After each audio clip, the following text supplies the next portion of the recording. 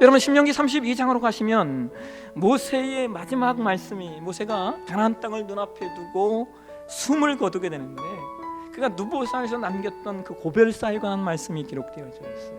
신명기 32장 11절과 12절 말씀. 마치 독수리가 자기의 보금자리를 어지럽게 하며 자기의 새끼 위에 널풀거리며 그의 날개를 펴서 새끼를 받으며 그의 날개 위에 그것을 엎는 것 같이 여호와께서 홀로 그를 인도하셨고 그와 함께한 다른 신이 없었다. 여러분, 모세는 그 마지막 순간에 하나님께서 우리를, 이스라엘 백성들을 어떻게 인도하셨는가를 설명하는데 어떤 예를 들고 있냐면 하나님께서 자기 백성들을 독수리가 그 새끼를 다루듯이 다루셨다라고 말씀합니다. 여러분, 독수리는 새끼를 낳을 때 높은 산 위에, 가장 높은 자리에, 높은 나무에, 가장 높은 곳에 보금자리를 만들어요. 그리고 어미 독수리는 처음에는 새끼를 위하여 부드러운 깃털 등으로 푹신푹신하게 둥지를 만들어주고 날마다 새끼 독수리에 먹을 것을 잡아다가 날라다 주어요. 그런데 어느 시점이 되면 어미 독수리는 새끼 독수리의 보금자리를 뒤집어 버리고 그리고는 새끼를 밀쳐서 그 높은 곳에서 떨어뜨려요. 그렇게 영문도 모르고 새끼 독수리는 공중에서 떨어지는 거예요. 그런데 공중에서 떨어지다가 땅에 닿을 때쯤 되면 어미 독수리는 자신의 날개를 넓게 새끼 독수리를 받고 다시 높은 하늘로, 그리고는 다시 그 높은 곳에서요 또 새끼 독수리를 떨어뜨려요.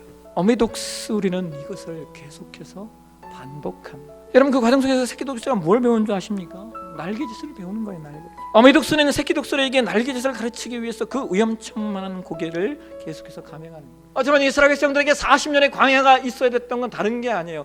이스라엘 백성들을 하나님 백성 만드시기 위한 하나님의 계획과 하나님의 일하심인 겁니다. 어미 독수리가 미쳐서 그런 게 아니에요. 새끼 독수리를 사랑하지 않아서 그러는 것이 아니에요. 아니, 오히려 새끼 독수리를 사랑하기 때문에 그를 진정한 하늘의 제왕으로 만들기 위해서 그 죽을 것 같은 훈련을 시키는 것입니다. 이 과정이 반복되면서 새끼 독수리는 날개가 강해지고 어느 순간 자신도 모르게 창공을 휘날리는 하늘의 제왕이 되어 있는 거예요. 여러분, 어미 독수리가 새끼 독수리를 창공의 제왕으로 만들기 위해 보금자리를 짚고 하늘에서 떨어뜨리는 것처럼 하나님께서는 때로 우리를 그렇게 훈련시키셔요. 하나님께서 우리 삶의 역경을 허용하시는 이유는 그것을 통하여 하늘을 나는 존재, 그리고 더 많이 하나님을 의지하는 존재로 만들어 가시기 위함.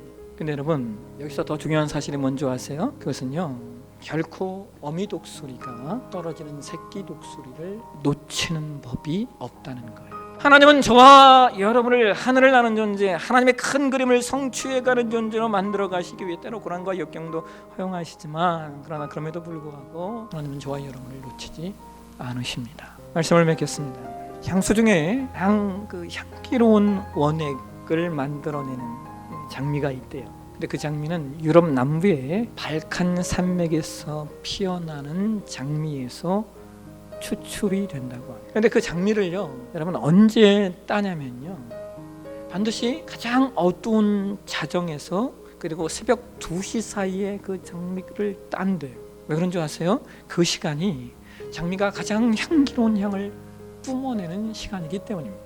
그러니까 가장 어둡고 가장 춥고 가장 남이 알아보지 못하는 그 시간, 바로 그때에 가장 아름다운 향기가 나오는 거예요. 여러분, 지금 여러분의 시간이 가장 어두운 시간이십니까?